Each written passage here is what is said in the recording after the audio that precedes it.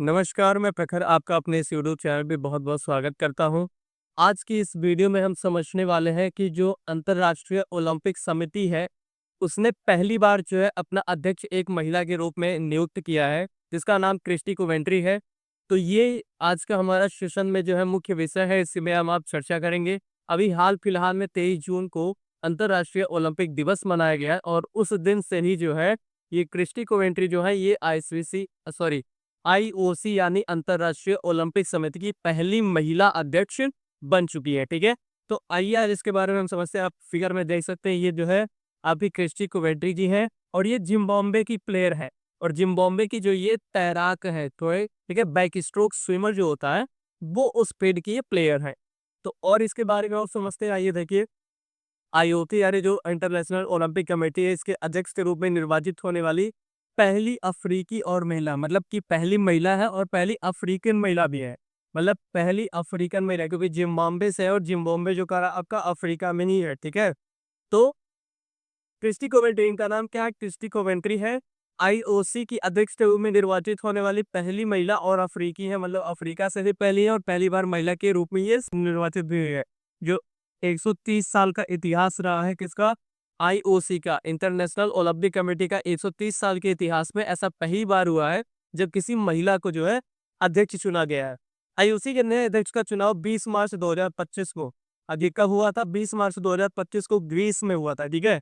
Greece के Costa नवारिगो में आयोजित हुआ था और इसमें 144वें आईओसी सत्र के दौरान हुआ, ठीक है?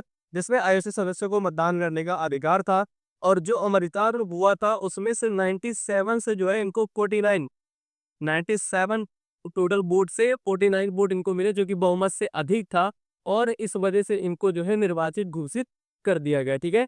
आप ओलंपिक समिति का ये लोगो देख रहे होंगे, इसमें जो ये आपको दिख रहा है कि 5 छल्ले जो है, ये 5 छल्ले आपसे पेपर में पूछा जाता है, ये 5 छल्ले क्या दर्शाता है, ठीक है? तो ये 5 छल्ले क्या दर्शाता है? जो आपके 5 कॉन्टिनेंट है, ठीक है?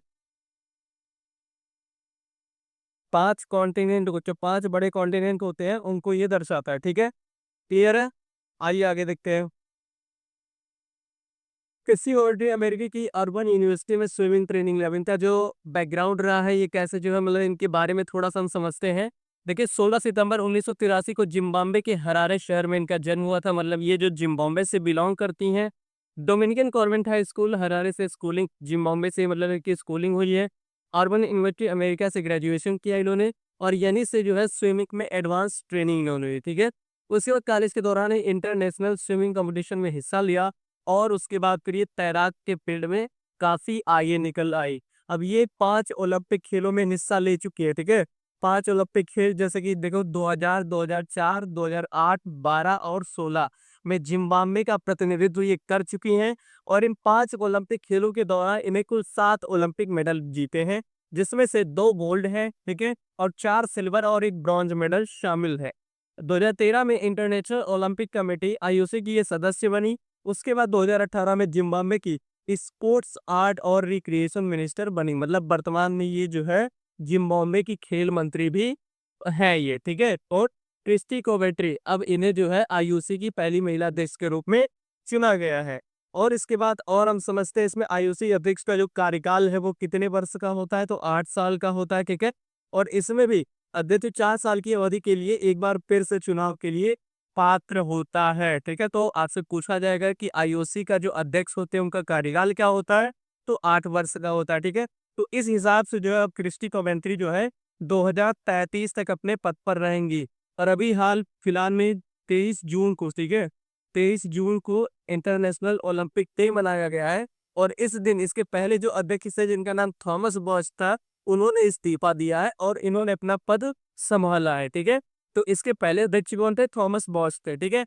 उसके बाद अभी जो क्रिस्टी कोवेंट्री बनी है, ये पहली महिला अध्यक्ष बनी है और ये कहाँ से है? जिम्बाब्वे से है, ठीक है?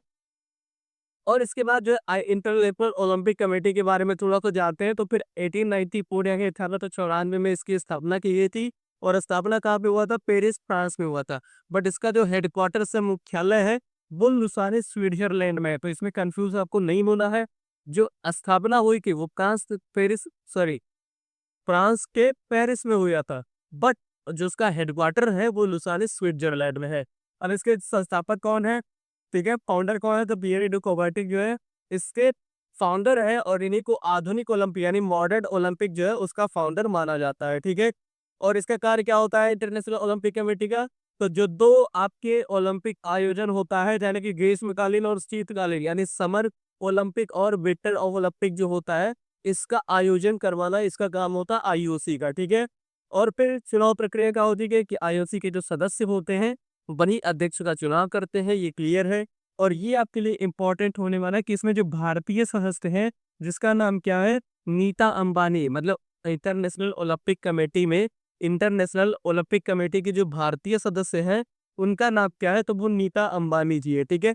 अब आपके लिए एक क्वेश्चन है जिसका आंसर आपको कमेंट बॉक्स में करिएगा कि अभी हाल फिलहाल मतलब आगे जो 2028 का ओलंपिक होने वाला है वो किस देश में आयोजित किया जाएगा? इसका आंसर आप लोगों को कमेंट बॉक्स में देना है। तो आई होप ये न्यूज़ आपको जो बताई गई ये चीज़ें समझ में आई होंगी। सेशन आपको अच्छा लगा होगा और अगर आपको अच्छा लगा हो तो वीडियो को आप लाइक कर दें। चैनल पे अगर आप नए हैं तो सब्सक्राइब कर लीजिए और वीडियो दोस्तों के साथ भी शेयर कर दीजिए। Thank you.